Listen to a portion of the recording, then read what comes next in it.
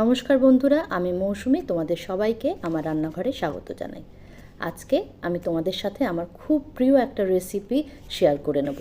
চিংড়ি মাছ দিয়ে ঢ্যাঁড়স বা ভেন্ডির তরকারি। প্রথমে কড়াইতে 2 চামচ সর্ষের তেল দিলাম।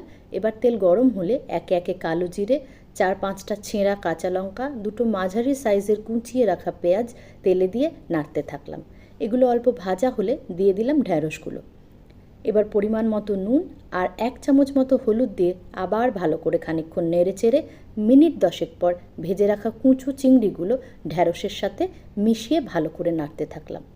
এবার একটা ঢাকনা দিয়ে তরকারিটা 10 থেকে 15 মিনিটের মতো ভালো করে ঢেকে দিতে হবে, যাতে ঢ্যাঁড়সগুলো ভালো মতো সিদ্ধ হয়। কিন্তু দেখতে হবে ঢ্যাঁড়সগুলো একেবারে সিদ্ধ হয়ে যেন গলে না যায়, যেন একটা ক্রাঞ্চি ভাব থাকে। এবার আবার ঢাকনাটা খুলে 10-15 মিনিট পর নেড়ে চেড়ে